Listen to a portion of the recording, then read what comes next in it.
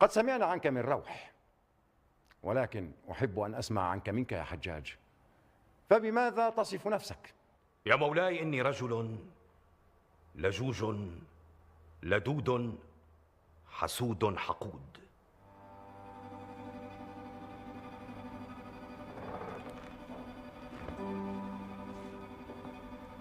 لجوج لدود حقود حسود،